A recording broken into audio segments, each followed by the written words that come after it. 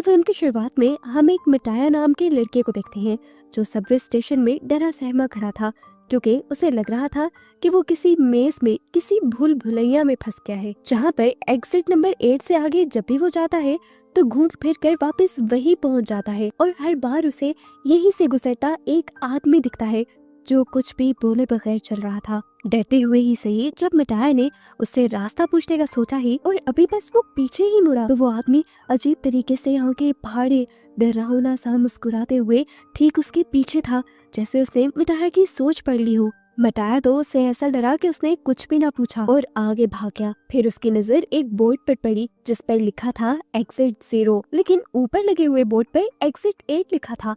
उसे ये बात अजीब लगी। एक बार, 2 बार, यहाँ तक कि 100 बार उसने यहाँ से निकलने का रास्ता ढूंढा। हर रास्ता ऐसे बंद था जैसे दरवाजे शो पीस हो। बार बार वो इसी भूल भुलैया में घूमता रहा। उसने इमरजेंसी कॉल करने की भी कोशिश की पर एग्जिट के सभी इंटरकॉम काम नहीं कर रहे थे और उसके अपने फोन में भी किसी किस्म के सिग्नल नहीं थे।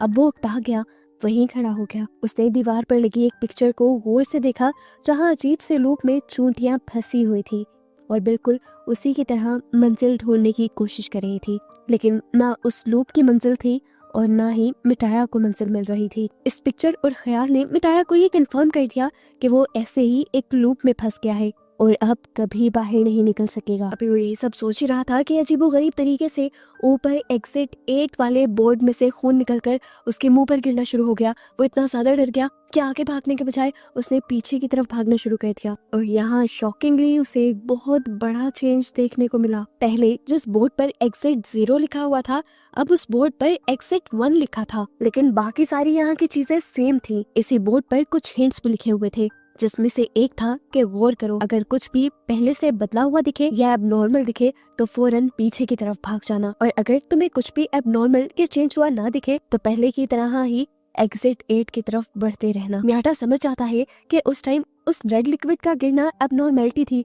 वो डर कर जो पीछे भागा, इसी वजह से वो 0 से एग्जिट 1 तक आ गया। ये सब सोचते हुए उसके अंदर एक उम्मीद जागी कि वो जल्द ही यहाँ से बाहर निकल सकता है। वो अब दोबारा एग्जिट 8 की तरफ बढ़ा। उसे कुछ चेंज नहीं लगा तो आगे बढ़ता रहा और जब एग्जिट 0 वाले बोर्ड तक पहुंचा तो शॉक रह गया। जहाँ पहले एग्जिट 1 लिखा आ रहा था वो वापस 0 हो गया था। मतलब उसने कुछ गलत किया था। वो समझ गया कि ये मेज बिल्कुल किसी गेम की तरह है। जैसे एक गलती गेम एंड करके 0 पर पहुंचा देती है, ऐसे ही उसकी भी एक गलती उसे 0 तक ले जाएगी। गेम के रूल्स को फॉलो करना और ध्यान लगाकर खेलना उसके लिए जरूरी था अगर उसे इस मेज से जान छुड़वानी थी। सोच समझकर उसने अपना मोबाइल निकाला और हर छोटी बड़ी चीज की तस्वीर लेना शुरू कर दी ताकि जब वो दोबारा यहाँ से निकले तो चेंज को देख पाए। यहाँ तक कि उसने उस इंसान की भी पिक्चर ली जो बार बार एग्जिट 8 के बोर्ड के नीचे से उसके सामने से गुजर रहा था। अभी तक उसे कुछ एबनॉर्मल या कुछ चेंज हुआ हुआ नहीं दिखा तो वो आगे बढ़ा और जब दूसरे एग्जिट बोर्ड तक पहुंचा तो फाइनली उस पर 1 लिखा आ रहा था, यानी उसका गेस बिल्कुल ठीक था। पहले कुछ चेंज नहीं हुआ था और उसने लेवल 1 पार कर लिया था। लेवल 2 के लिए वो जानता था कि उसे दोबारा यहीं पर घूमना है और चेंज देखना है। अब आगे बढ़कर वो जैसे ही अपना मोबाइल निकालता है पिक्चर्स को देखकर यहाँ पर चेंज ढूंढने के लिए, तो देखता है कि उसकी मोबाइल में आई हुई सभी पिक्चर्स ब्लर हो गई थी जिनमें अब कुछ समझ नहीं आ रहा था। वो समझ गया कि उसे ये गेम जीतने के लिए सिर्फ अपने दिमाग का इस्तेमाल करना है। अभी वो यही सब सोच ही रहा था कि उसने देखा कि वो आदमी जो हमेशा एग्जिट 8 के नीचे वाले बोर्ड के नीचे से गुजरता था वो वहीं पर रुका हुआ था। उसे फौरन समझ आ गया यही चेंज है, इसलिए वो फौरन पीछे के रास्ते पे भागा। लेकिन डराने वाली बात ये थी कि वो आदमी उसका पीछा करने लगा था, कुछ इस तरह से कि वो चलता भी नहीं था, लेकिन जब जब मिटाया पीछे की तरफ देखता था तो वो आदमी ठीक उसके पीछे हुआ करता था। डरकर मिटाया गिर भी गया। जब वो उठा तो उसने देखा कि वो एग्जिट 0 वाले बोर्ड तक पहुंच गया है जहां पर अब फाइनली 2 लिखा हुआ आ रहा था और उसके पीछे वो आदमी भी नहीं रहा था, जिसका मतलब उसने एक और लेवल पार कर लिया था। 2 लेवल्स को पार करने के बाद मियाटा का कॉन्फिडेंस और भी ज्यादा बढ़ जाता है। कॉन्फिडेंटली अब वो हर चीज को याद करने लग जाता है और चेंज ढूंढने लग जाता है। वो दोबारा उसी मेज के अंदर घूम ही रहा था कि उसे एक लॉकर के अंदर से एक बच्चे के रोने की आवाजें आई। डरते हुए उसने लॉकर खोला तो अंदर का सीन देखकर डर गया, जो सीन हमें नहीं दिखाया गया, लेकिन मिटाया तो डर कर पीछे की तरफ भाग गया था। इस तरह उसने अपना तीसरा लेवल भी पार कर लिया था। एग्जिट 0 वाले बोर्ड पर अब एग्जिट 3 लिखा आ रहा था। उसने सोचा बस 5 और लेवल्स रह गए हैं, जिसके बाद वो कॉरिडोर तक पहुंच जाएगा और इस बुरे ख्वाब से बाहर निकल जाएगा। दोबारा वो एग्जिट गेट की तरफ गया और दोबारा हर चीज को अच्छे से गौर से देखने लगा। इस मर्तबा उसे ऐसा महसूस हो रहा था कि जब वो इस कॉरिडोर से गुजर रहा है तो कोई उसे देख रहा है। उसने पिक्चर्स पर गौर किया तो पिक्चर्स में मौजूद लोग आंखें घुमा घुमा कर उसे देख रहे थे। उसने इस चीज को एक्सपीरियंस किया और जल्दी से दोबारा पीछे की तरफ भागा और फाइनली एग्जिट बोर्ड 0 एग्जिट 4 के बोर्ड में चेंज हो गया, जिसका मतलब था कि उसने 4 लेवल पार कर लिए हैं। वो बहुत ज्यादा खुश था। उसने आधी गेम जीत ली थी। वो खुश होने के साथ साथ पैनिक ज्यादा हो रहा था, क्योंकि वो जानता था कि अगर उसने छोटी सी भी गलती कर दी तो वो वापस 0 पर चला जाएगा। दोबारा उसने एग्जिट 8 की तरफ चक्कर लगाना शुरू किया। अभी वो कॉरिडोर से गुजर ही रहा था कि उसका फोन बजा। उसने देखा कि उसकी गर्लफ्रेंड की कॉल आ रही थी। मिटाया को उसकी कॉल से बहुत अजीब फील होता है, क्योंकि कुछ दिन पहले ही तो उन दोनों ने एक दूसरे को छोड़ने का फैसला किया था। मिटाया ने कॉल उठाई तो मिटाया को पता चला कि वो डैड बनने वाला था। उस लड़की ने सारा फैसला मिटाया पे छोड़ दिया था। अगर मिटाया इस बच्चे को पैदा करना चाहता था तो वो लड़की मिटाया के पास आने के लिए भी दोबारा तैयार थी। ये बात सुनकर मिटाया का दिल अजीब होने लग जाता है। उसे कुछ दिन पहले का वाकया याद आता है, जब वो एक ट्रेन के अंदर था और एक बच्चा रो रहा था। उस रोते हुए बच्चे और उसकी मोम को एक आदमी ने डांट दिया था। वो उस बच्चे और उसकी मोम के लिए स्टैंड लेना चाहता था और उस आदमी को कुछ कहना चाहता था, लेकिन उसके अंदर इतनी भी हिम्मत नहीं हुई कि वो कुछ कह सके। अब वो अपने बेटे की एक पूरे बच्चे की जिम्मेदारी कैसे ले सकता था? वो कंफ्यूज होकर रह गया था। इसी टाइम पर उसने कॉल भी कट कर दी और कॉल कट होते ही वो एग्जिट बोर्ड जो पहले 4 पे आ गया था वो दोबारा से 0 पे हो गया। दरअसल उसने एक बहुत बड़ी गलती कर दी थी। वो पहले से ही जानता था कि मेज में कोई सिग्नल नहीं आ रहे और यहाँ पर उसकी गर्लफ्रेंड की कॉल आ जाना ही सबसे ज्यादा चेंज था और यही चेंज उसने मिस कर दिया और वो वापस एग्जिट बोर्ड तक नहीं आया। और अब जहाँ वो पहले आधे लेवल पार कर चुका था वो दोबारा 0 पर आ चुका था। उसे पूरी गेम दोबारा खेलनी थी। मियाटा इस चीज से इतना फ्रस्ट्रेटेड हो जाता है कि बैठकर जोर जोर से चिल्लाने लग जाता है। उसे इस मेज को पार तो करना था, लेकिन अब उसके अंदर कोई भी मोटिवेशन नहीं रही थी। मरे हुए कदमों के साथ वो आगे बढ़ता तो रहा, लेकिन उसे अब इस मेज के अंदर कोई डिफरेंट चीज नहीं दिखाई दी। कॉरिडोर का टर्न लेने के बाद उसे यहाँ पर एक बच्चा दिखाई दिया और वो फौरन बैक एग्जिट की तरफ भागा, लेकिन उसने देखा कि एग्जिट बोर्ड पर अभी भी 0 का ही नंबर शो हो रहा था, यानी वो बच्चा कोई भी चेंज नहीं था। पता चला कि वो बच्चा बिल्कुल मियाटा की ही तरह इस मेज में फंसा हुआ था और वो भी वहाँ से निकलने की ही कोशिश कर रहा था। मियाटा को यहाँ पर वो आदमी भी नजर आता है जो हमेशा से सूट बूट पहने उसके सामने से गुजरता है। इस पॉइंट पर मियाटा समझ जाता है कि वो आदमी भी इस मेज का हिस्सा नहीं था, बल्कि बिल्कुल मियाटा और इस बच्चे की ही तरह इस मेज में फंसा हुआ था और वो भी यहाँ से निकलने के ही रास्ते ढूंढ रहा था। हमें दिखाया गया कि सूट बूट पहना वो आदमी और ये बच्चा पहले एक टीम की तरह काम करते थे। उन्हें भी बार बार इस मेज में एक लड़की दिखाई देती थी जो उनकी तरह यहाँ से निकलने की कोशिश नहीं कर रही थी। उस आदमी ने जब लड़की से पूछा कि तुम यहाँ से निकलने की कोशिश क्यों नहीं कर रही, तो उस लड़की ने जवाब दिया, रोज ट्रेनों के धक्के खाती हूँ, जॉब पे जाती हूँ, इतनी टफ जिंदगी है, मुझे नहीं लगता कि मुझे उस टफ जिंदगी में वापस जाना चाहिए। मैं इस मेज में काफी रिलैक्स हूँ। लड़की ये बात ही कर रही थी कि आहिस्ता आहिस्ता उसकी आवाज बदलने लगी। वो बार बार वही जुमला कहने लगी जो वो एक मर्तबा बोल चुकी थी। उसकी आवाज जब भारी होकर मर्दों वाली आवाज में बदली तो इस आदमी को समझ आया कि ये यहाँ पर अबनॉर्मेलिटी है और वो बच्चे को लेकर फौरन बैक एग्जिट के बोर्ड की तरफ भागा। उन्हें दिखाया गया कि उनके एग्जिट बोर्ड पे अब 6 का नंबर आ रहा था, यानी वो गेम जीतने के बहुत करीब आ चुके थे। एक मर्तबा दोबारा ये पूरे मेज का चक्कर लगाते हैं। इस मेज में क्या चेंज हुआ था वो ढूंढने की कोशिश करते हैं। दोबारा उन्हें यहाँ से वो लड़की गुजरते हुए नजर तो आती है, लेकिन वो लड़की उनसे कुछ बात नहीं करती। बच्चा देखता है कि यहाँ डोर्स के हैंडल अजीब तरीके से लगे हुए थे। बच्चा उस बड़े आदमी को ये बात बताने की भी कोशिश करता है, लेकिन वो आदमी बच्चे की बात को इग्नोर करते हुए उसे आगे ले जाता है और ऐसे उसकी इतनी सी इग्नोरेंस, इतनी सी गलती उसकी सारी गेम को पीछे ले जाती है और उसका एग्जिट बोर्ड दोबारा 0 नंबर पर आ जाता है। यानी वो गेम हार चुका था और उसे अब रीस्टार्ट करना था। वो आदमी अब टूट गया, उकता चुका था वो। उसने भी चीख मारी, लेकिन यहाँ से निकलना जरूरी था।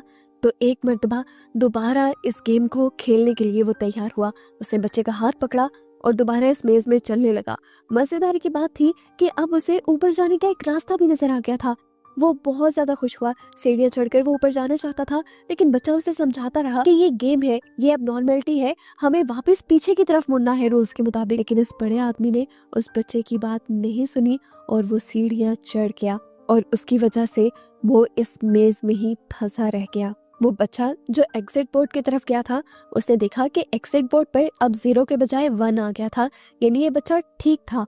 वो सीढ़ियां एक एबनॉर्मेलिटी थी, बाहर जाने का रास्ता नहीं। वो बच्चा अब ये भी जान गया था कि वो आदमी अब हमेशा उन्हीं सीढ़ियों में फंसा रहेगा। खैर, स्टोरी दोबारा मियाटा की तरफ शिफ्ट हो जाती है, जहाँ पर उसने उस बच्चे को देखा था। मियाटा क्योंकि समझ गया था कि ये बच्चा और वो आदमी पहले टीम की तरह खेल रहे थे, तो इस बच्चे को अकेले देखकर वो ये भी समझ गया बच्चे को उस बड़े आदमी ने छोड़ दिया है।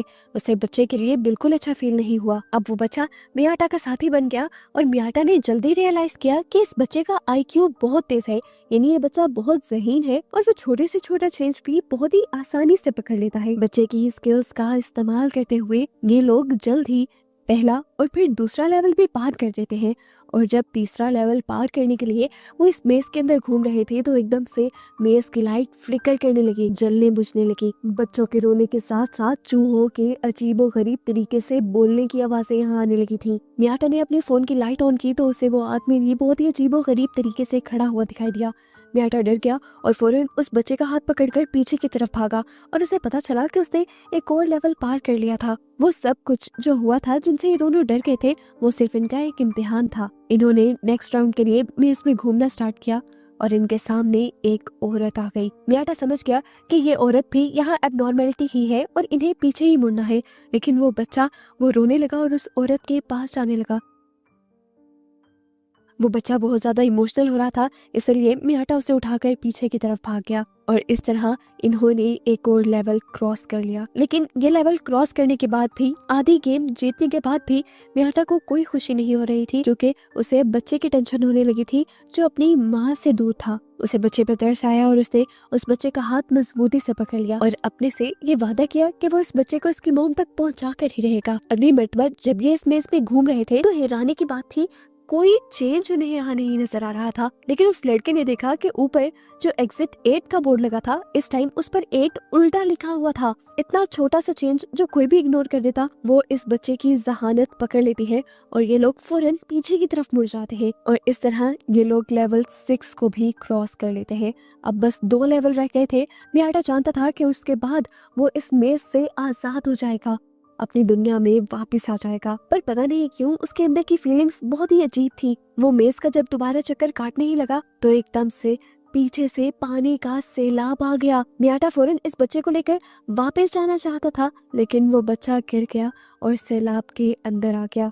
मियाटा खुद आगे नहीं बढ़ा, वो उस बच्चे को बचाने के लिए पानी के अंदर चला गया और पानी के अंदर जाते ही मियाटा की तो जैसे दुनिया ही बदल गई। उसे अजीबो गरीब सा वियन आने लगा और उसने अपने आप को बीच के पास देखा, जहां उसने देखा कि उसके साथ उसकी दोस्त थी और ये बच्चा जो इस टाइम उसके साथ मेज में था, वो उसकी फैमिली, उसके बेटे के तौर पर उसे नजर आ रहा था। यहाँ पर वो इस बच्चे के साथ बहुत एंजॉय कर रहा था और इस टाइम पर उसे एहसास हुआ कि बाप होना कोई बर्डन नहीं होता, बल्कि ये एक बहुत ही खूबसूरत एहसास और बहुत ही खूबसूरत रिश्ता है। इससे पहले कि वो कुछ और सोच पाता, उसकी बॉडी में बहुत शदीद दर्द होता है और वो रियलिटी में वापस आ जाता है। मियाटा खुद और वो बच्चा अभी तक पानी में फंसा हुआ था। मियाटा अपनी पूरी ताकत लगाता है, उस बच्चे को उठा लेता है और उस पानी से ऊपर रखने की कोशिश करता है। उसने बच्चे को एग्जिट 8 के बोर्ड के ऊपर लटका दिया था और खुद वो पानी के बहाव के साथ बहता हुआ चला गया। सीन कट हुआ और कुछ देर बाद का सीन दिखाया गया। वो छोटा बच्चा जब जागा